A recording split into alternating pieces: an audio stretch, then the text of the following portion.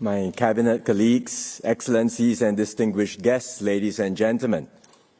This year marks Singapore's 60th year of independence. Back in 1965, few believed that we would make it. We were a small city-state with no natural resources, no hinterland, no means of defense. The odds were stacked against us. But step by step, we defied expectations. We overcame challenges and built the Singapore today as a vibrant, modern, and globally respected nation. So this SG60 year is really a time for us to reflect, to look back on how far we have come, and importantly, to look ahead and chart the way forward in a rapidly changing world. To understand our journey, we must first understand the global environment in which our nation was forged. Singapore's success did not happen in a vacuum. For much of the past 60 years, we thrived in a post-World War II rules-based international order, one that was shaped and underwritten by American leadership. After the Second World War, the U.S. took an extraordinary approach for a victorious power. It supported decolonization, paving the way for the independence of many nations in Africa and Asia. It helped to rebuild the economies of its defeated enemies, Germany and Japan, and it launched the Marshall Plan to help Western Europe get back on its feet. It established global institutions like the United Nations, the IMF and the World Bank, and GATT, and later on the WTO. It championed free trade and open markets. All this promoted an international system of rules and norms that enabled global cooperation. It created space for smaller nations like Singapore to participate meaningfully in world affairs and to benefit from global trade and development. America pursued these efforts out of its own enlightened self-interest. Because having been dragged into 2 world wars, it was determined to prevent another global conflict. And it believed that applying its power to uphold such a global order, it could foster peace and prosperity, not just for the world, but also for itself.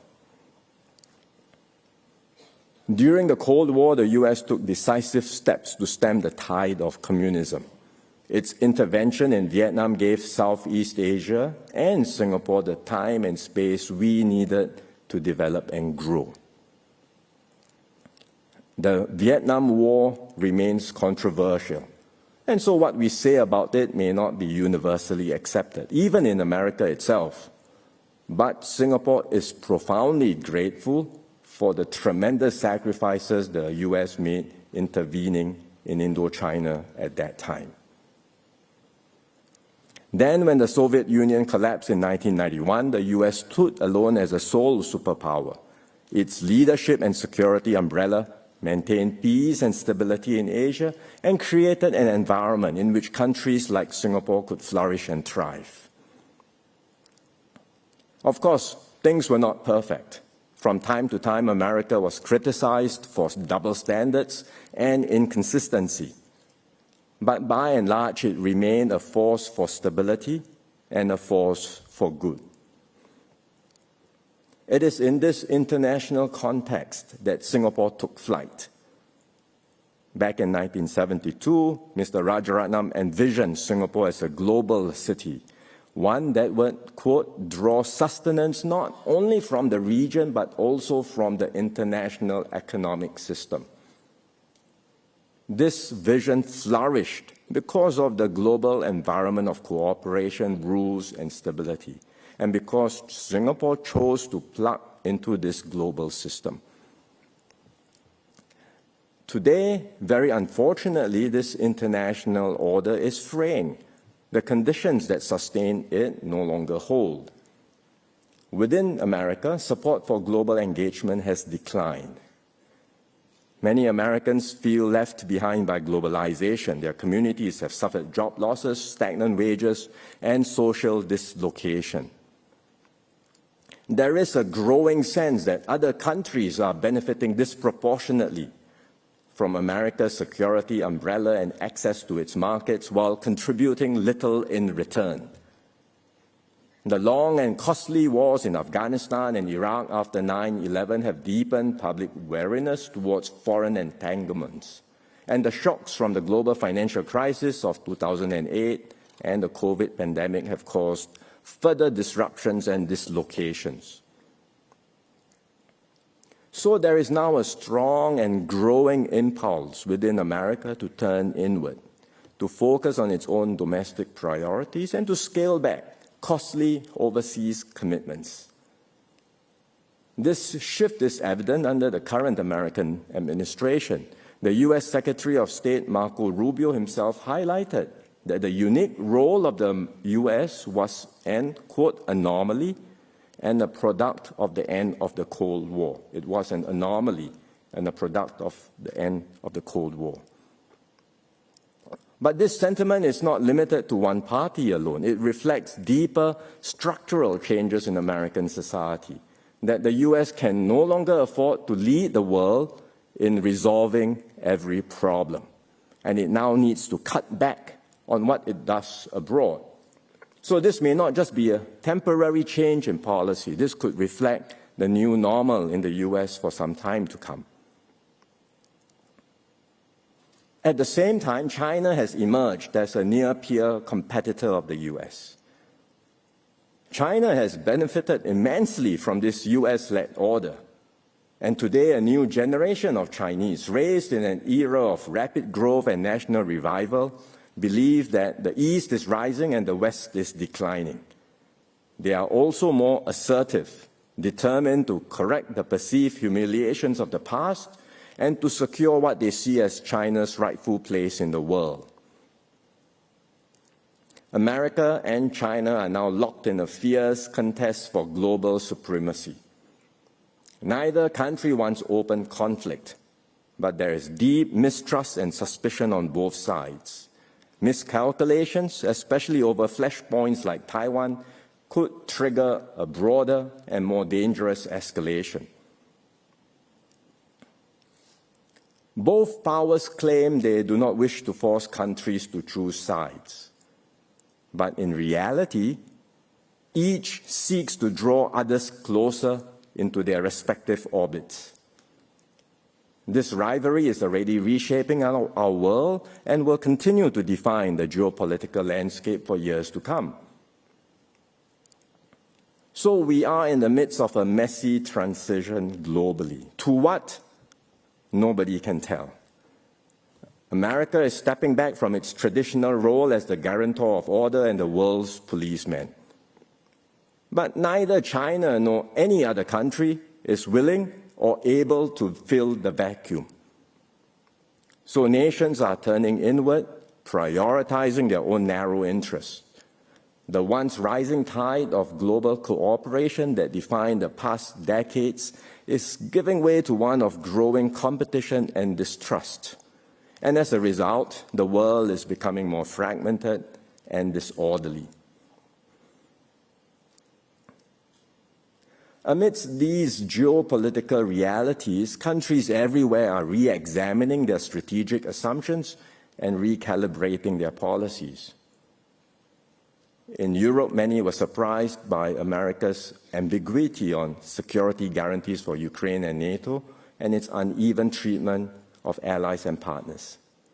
There is palpable anxiety over reliance on US military support, and European countries are fundamentally rethinking their defense postures. France has raised the idea of extending its nuclear umbrella to other European partners, for example. Poland has expressed interest in acquiring access to nuclear weapons, and Germany's Bundestag has voted to exempt defense spending from its fiscal rules. These are not minor shifts. They reflect a deeper and more fundamental realization in Europe that the post-Cold War peace dividend is over, and Europe must now reinvest in its own defense and resilience. In Asia, these developments are being watched just as closely. The former Japanese Prime Minister Fumio Kishida once warned that Ukraine today may be East Asia tomorrow. That warning carries greater weight and urgency today.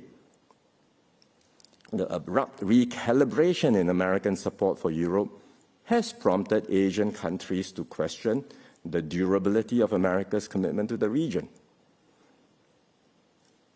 In his first trip to Asia, the U.S. Secretary of Defense Pete Hegseth sought to reassure regional partners. He said, and I quote, "America first does not mean America alone," and that the U.S. would prioritize and shift to Asia in a way that is unprecedented and establish the deterrence necessary to prevent war. Even so, countries will take steps to strengthen their own capabilities, just in case help does not arrive in time.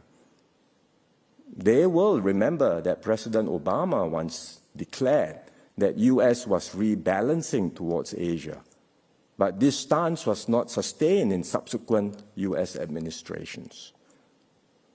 So that's why in both Japan and South Korea, public debate over defense has intensified.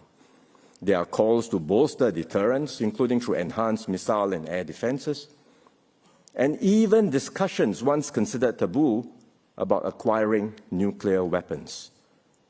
What was once unthinkable is now openly contemplated. So all this marks a major psychological shift across the region.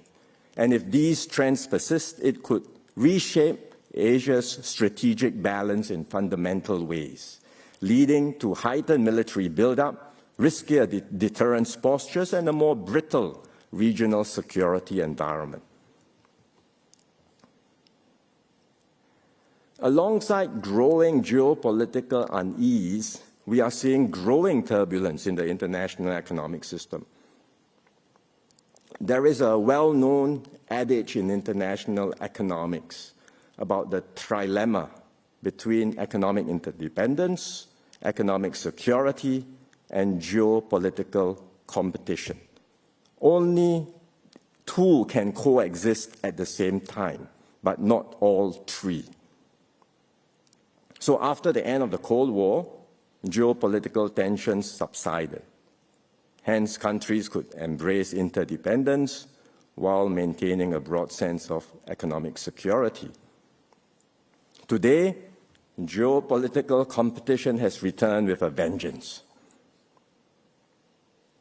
The major powers no longer feel economically secure.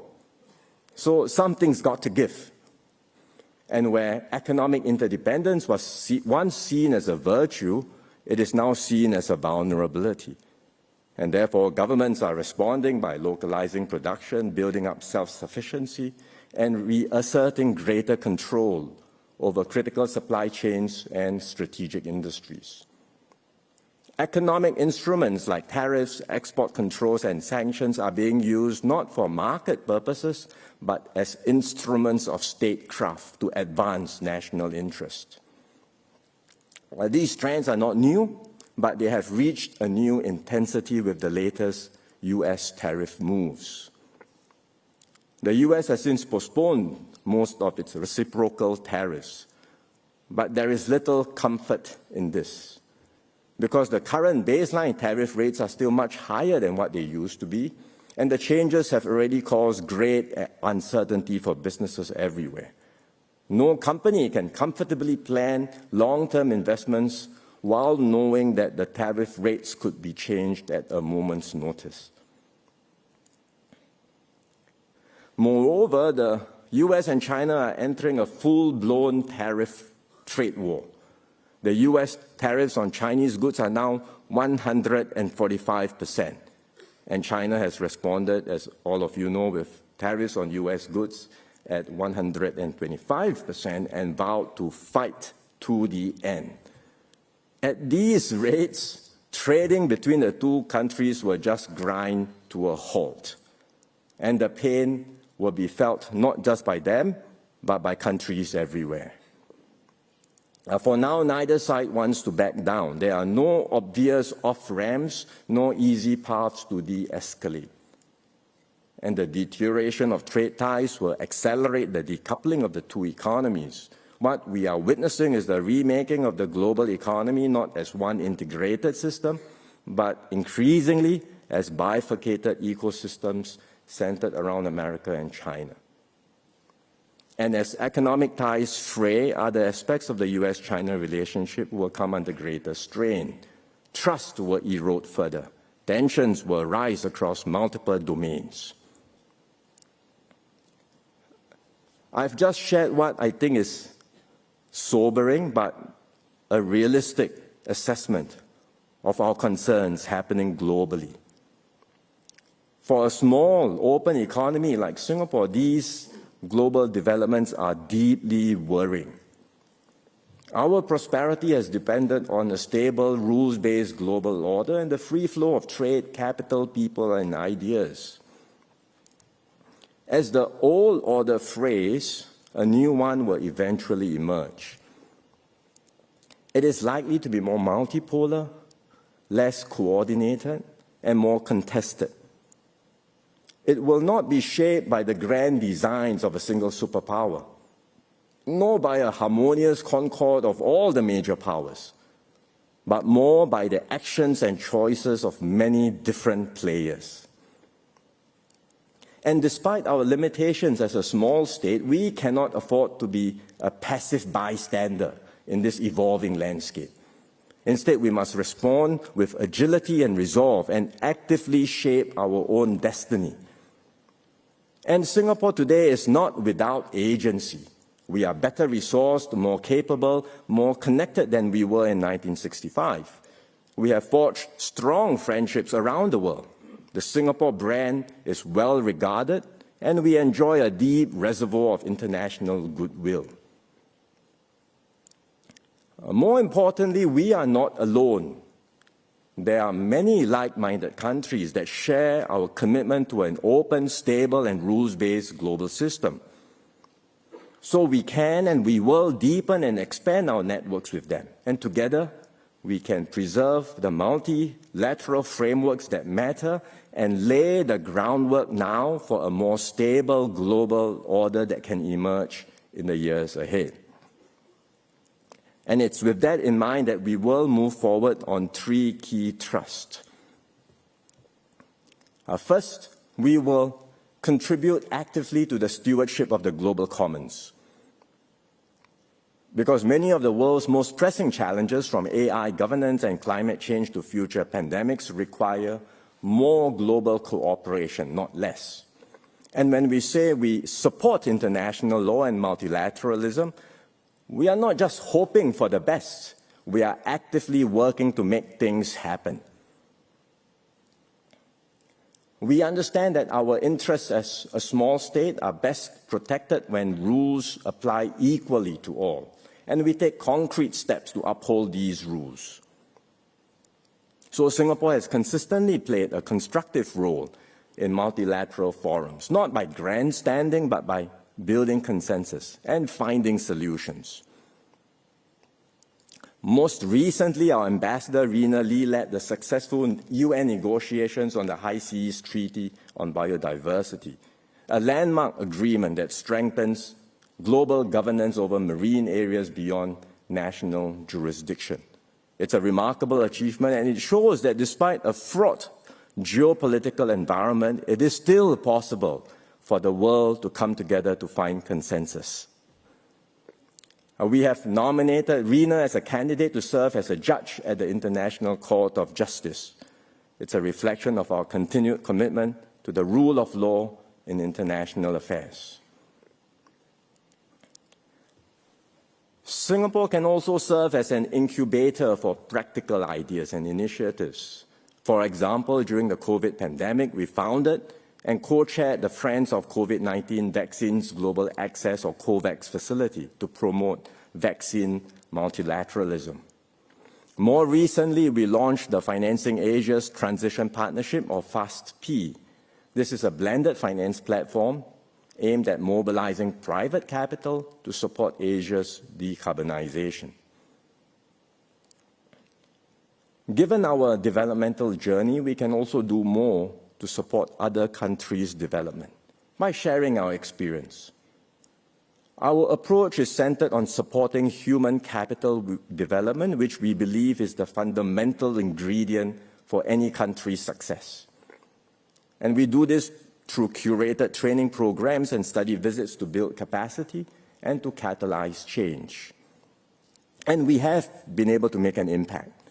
Since 1992, the Singapore Cooperation Program has benefited more than 155,000 officials from over 180 countries, territories, and intergovernmental organizations. We will do more in these challenging times, and that's why we have established a new Development Partnership Unit in MFA to coordinate efforts across government agencies in Singapore, strengthen collaborations, and focus on areas where Singapore can make a meaningful impact. We will continue to focus on Southeast Asia, which is our region, but we will also set aside more resources for partners further afield in Africa, the Middle East, Latin America, the Pacific, and the Caribbean. And we will expand our work in new domains like the digital economy and renewable energy. And through these efforts, we hope to be a responsible stakeholder that helps shape a more stable, resilient, and inclusive global environment. Second, we will champion deeper regional cohesion and integration. ASEAN remains central to Singapore's foreign policy. In a fragmented world, regional unity matters more than ever.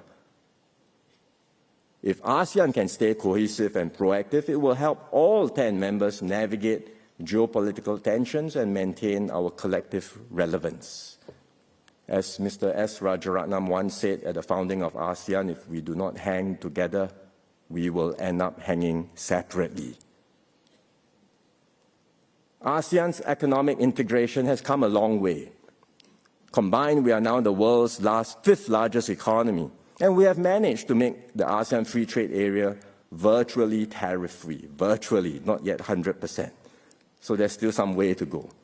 These gains have already benefited our citizens and businesses, but we cannot and we should not stop here. We have to accelerate our integration efforts. We should aim for 100% tariff elimination across the region and boost intra-ASEAN trade. And we should further reduce non-tariff barriers to make it easier for businesses to operate across ASEAN. We should also conclude the ASEAN Digital Economy Framework Agreement and upgrade our FTAs with key partners like China, India, and the Republic of Korea. We should also accelerate the development of the ASEAN power grid by facilitating cross-border electricity trade. The grid will help our region to transition faster to green energy, draw in new investments, create better jobs, and strengthen our collective energy security. Beyond our immediate neighborhood, ASEAN has over the decades built an open and inclusive regional architecture. Through forums like the East Asia Summit, we bring all the major powers to the same table and give them a stake in our region's success. Complementing the EAS, we have the ASEAN Outlook on the Indo-Pacific. This emphasizes openness, inclusivity, and cooperation. It explicitly rejects zero-sum competition or dominance by any single power. So Singapore will work with the Malaysian chair of ASEAN and our EAS partners to translate the AOIP's vision into concrete projects and initiatives. We hope this will bolster the relevance of ASEAN and the EAS. And when Singapore takes over the ASEAN chair in 2027, which will also mark ASEAN's 60th anniversary, we will use the opportunity to deepen regional integration and ensure that ASEAN remains a vital and credible anchor for peace and prosperity in Asia. Thirdly, we will strengthen our global network of partnerships. In this increasingly multipolar world, we must develop more varied and deeper relations with multiple partners. Because the more connected we are, the more resilient we will be, and the better we can navigate uncertainty and withstand shocks. Economically, we are already plugged into major networks and frameworks like the CPTPP, RCEP, and an extensive network of FTAs. These give us market access and insulation against rising protectionism. But we must go further to reinforce the multilateral trading system and preserve open flows of trade and investment. Over the past week, I've spoken with counterparts from Malaysia, Japan, New Zealand, the UK, and the EU. We represent different countries across different regions, but we all agreed on one thing. The world needs more cooperation, not less. And we must not retreat into protectionism or isolationism. One idea we are pursuing is greater collaboration between the CPTPP and the EU. The UK is already in the CPTPP, and there are several economies keen to join as members. The CPTPP and the EU combined represent around 30% of the world's GDP. A formal partnership between the two entities can facilitate trade and investment flows and help to uphold the key principles of the rules-based trading system. Another idea is to strengthen the ASEAN-EU strategic partnership. The EU has been a dialogue partner since 1977. It already has FTAs with Singapore and Vietnam and is pursuing trade arrangements with other ASEAN countries. So deeper collaboration between our regions on concrete projects can help us make progress towards the eventual goal of an ASEAN-EU FTA and unlock the potential of our combined market of over 1 billion people. Beyond economic partnerships, we are deepening and expanding strategic partnerships with like-minded countries, including Australia, New Zealand, India, France, Germany, Republic of Korea, Saudi Arabia, the UK, and Vietnam. We are reaching out to new frontiers in the Middle East, Africa, and Latin America. In the Middle East, the Gulf countries are growing rapidly and positioning themselves as key geopolitical players in their own right. We have a comprehensive partnership with the UAE, and we just upgraded our relations with Saudi Arabia to a strategic partnership. We have also institutionalized dialogues with Qatar and Oman. So we will do more, not just with the Gulf countries, but also other Middle Eastern partners. And we will step up efforts to develop closer ties with Africa and Latin America. These regions are brimming with potential, but we have not fully engaged them due to distance or unfamiliarity.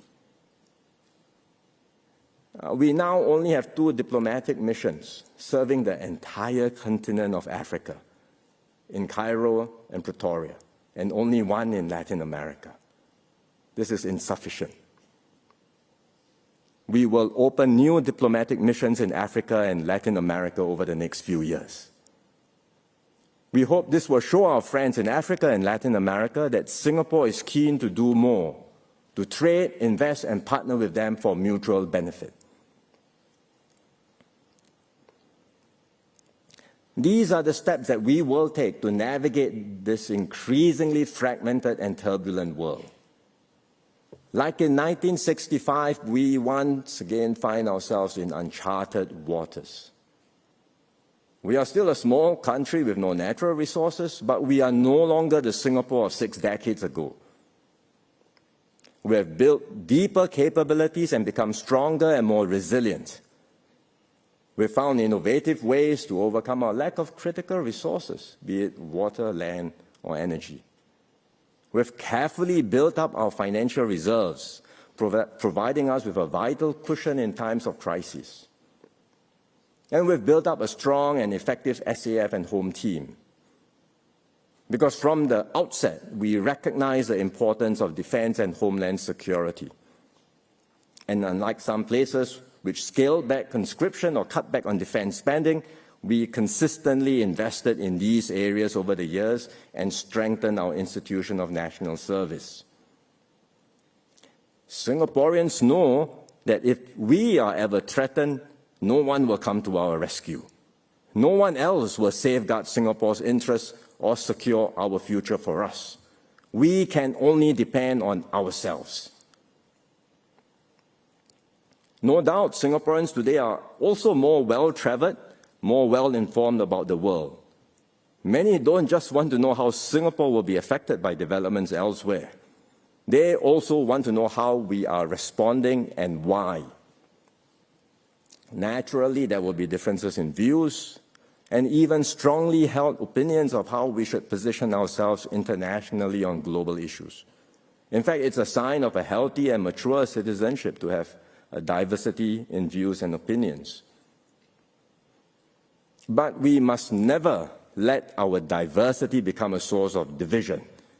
And in an increasingly fractious and polarized world, we must hold fast to what binds us together: a sense of mutual respect, shared purpose, and the conviction that what unites us is far stronger than anything that can divide us.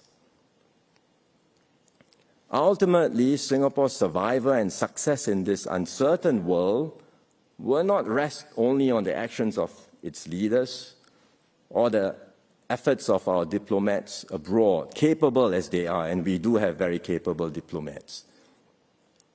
In the end, it depends on all of us as Singaporeans, our belief in our nation, and our shared sense of responsibility to protect our home and our fellow citizens.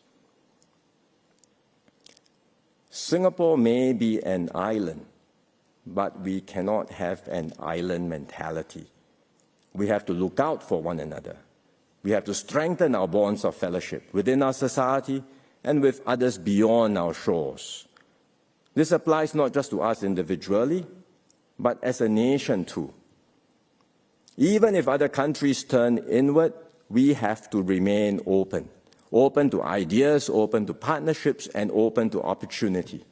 We have no choice, because that has always been Singapore's way, not to retreat, but to reach out, not to build barriers, but to build bridges. For centuries, Singapore has served as a safe harbor and a natural meeting point for cultures, commerce, and exchange, be it as the maritime town of Temasek, or as a free trading entrepôt in the British Empire, or as today's sovereign global city-state. Before the advent of the steam engine, ships traversing the region were at the mercy of the monsoon winds, which brought rough seas, unpredictable weather, and unfavorable winds. Ships would often have to find safe harbor and wait for the winds to clear or to turn favorable before carrying on their journey. The monsoon patterns of maritime travel meant sailors, traders, and immigrants from China, India, and the Malay archipelago and the Middle East would then come to Singapore as a meeting point, as a hub, to meet, trade, and settle. Today, the monsoon winds are blowing again, but we do not need to cower, and we certainly will not capitulate. We cannot control the global currents, but we can chart our own course with courage, foresight, and skill. So Singapore will continue to be a safe harbor, a global emporium, and a trusted hub for all sides to engage. In so doing, we will ensure that our people can earn a good living and generate products, ideas, and contributions that bring value to ourselves and also to the world. So let us not fear, let us stay united and weather the storms ahead as one people. Let us continue to turn our vulnerabilities into strength, and let us stay true to the spirit that built this nation and ensure this little red dot continues to shine brightly as a beacon of hope, stability, and purpose on the world stage. Thank you very much.